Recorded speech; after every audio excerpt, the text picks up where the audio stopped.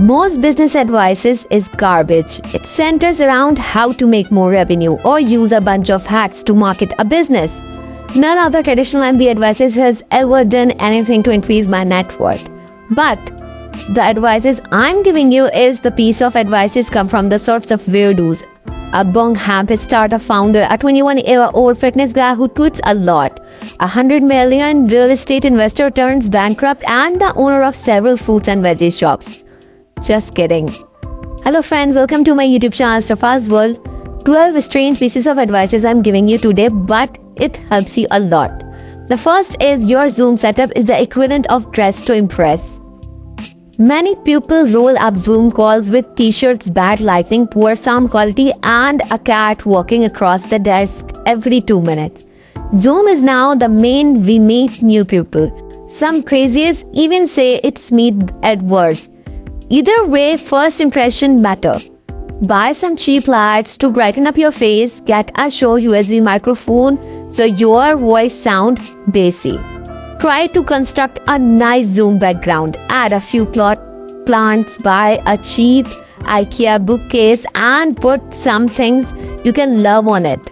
Place a few pictures on the wall, up your Zoom game, looking like a professional make you more money. Well people, do you know the best money ideas are hiding in your customers' sexy minds? I get strangers on the internet asking for feedbacks on their business all the time. Makes no sense. Whenever I want to make more money, I speak to my customers on coffee chat, one-on-one call, webinars, or through surveys. They tell me how they will spend more money with me. Speak to the customers, not business clues. Do you know copywriting makes more money than a good product ever will? There are some genius out there, they have the coolest software or the most impressive code.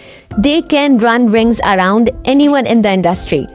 But they are flat broke. The difference in business is not the product or service, it is how you sell it. And what makes a product sell extremely well is copywriting. I will give you an example. Apple is the great example. They sell a normal computer for a huge price. Their copywriting makes their product sound simple to use and better than anything you have ever seen. The truth is they are same. Too many people who want to make money online write their own copy.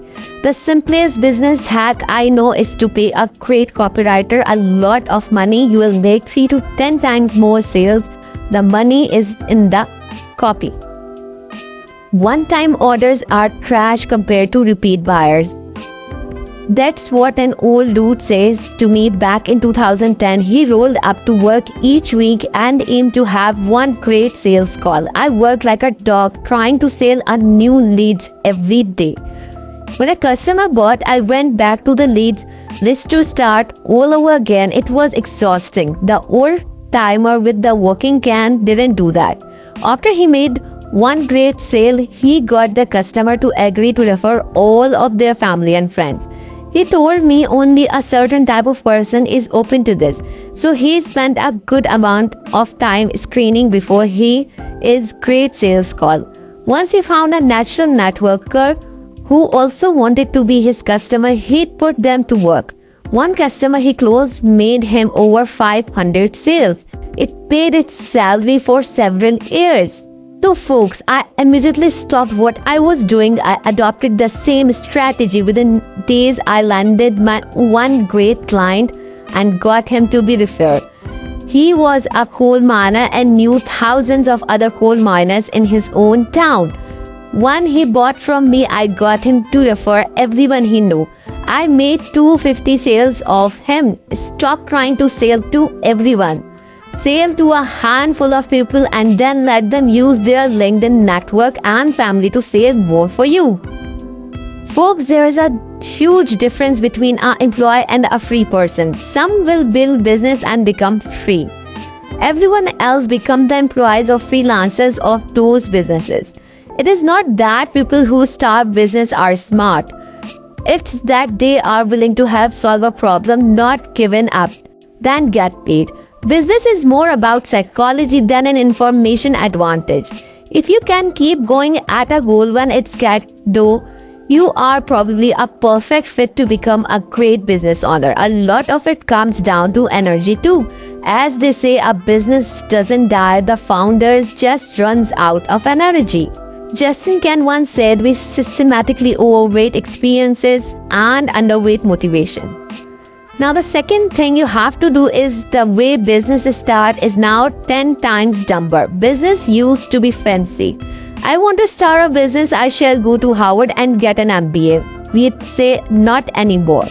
A minimum variable product can begin by our writing content, selling up or free groups or chats, slapping up and landing pages. The last two literally take less than 30 minutes. Data drives modern decision, not business information. All you need is a business idea or a love for a topic and you can get started. I love writing, making videos, so I started a free group chat and make my own YouTube channel. Then I asked people about their problems. They have told me, so I gave them product to solve those problems. In the process, I realized something weird. People don't want to solve their problems, they want to achieve a goal. So I figured out their goals and then built a step-by-step system to help them reach them. When they succeed, I succeed. It's a new way of thinking. Folks, learn how to build systems so you can outsource. I met an old fellow who used to play AFL football. After he retired from football, he started a succession planning business. It's boring, but he taught me something I didn't expect. Yes, the system is what you can sell. No system, no exist strategy. Most businesses are just glorified jobs. If the person running the business it stops tomorrow, the whole house of cards falls down. Some people buy a business, most times they can't own the founder, so what they need are the system they allow them to run it without you. This sounds complicated as hell, but it's not actually. Whenever business you decided to start full-time or part-time, the goal is to write everything down into Google's documents or on your goals list. Fancy people use Notions. To simplify that even further, what you write down, a checklist of every task you do. When someone says, show me the system, you show them your Google Drive. Simple. You can even sell the system as an online course and charge money for it. Well, folks, it's called best-selling author, not best-selling writing author. Rich Dad, Poor Dad author Robert Kiyosaki said this, people think authors who sell a lot of books are smarter or gifted writers, or they mastered how to use the Oxford comma. No, most of them are as thick as a brick. What they understand is how to sell books. Number 1, the piece of business advice I got it from learn how to sell. Sale is a fancy word for figure out what makes people buy. Understand basic human psychology. Learn how ethics and how to be fearlessly honest. Now the money is in the follow-up. The average person talks a great game. They can get you all hot and bothered and make you feel like you wanna rub ones out.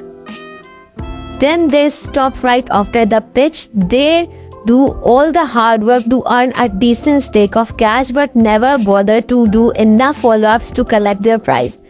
The more time you follow up, the more money will in bank. Less pitching for more follow-ups. Treat negotiations like making love. Yes, treat negotiations like you are making love with them. Business leaders that are smarter than I have ever did tell me that the boys' club of treating business like war is stupid. The most common time this happens is a negotiation. A person with a big ego will try and scream the other side is to take home more bacon. The killer trick not many people use it to give the other side is negotiation, slightly more of the value than you get. Make love, not war. Folks, did you know generosity leads people to reciprocate? You get more in business by giving more. Visit a retirement village often. Let's finish on a psychological note. It's an easy in a business to lose track of what matters. Before you know it, you can be stacking cash and playing games with your next door neighbor. Several business mentors have told me to focus on my mortality. A practical strategy is to visit retirement home regularly. They are the last stop before that. You will meet people who could only wish to have the same opportunities as you have right now. And so you will stop being obsessed with the business and start spending more time with those you love. There's such a thing as too much business and not enough life. So be careful and start watching my videos. Keep liking and sharing stuff as well. Thank you.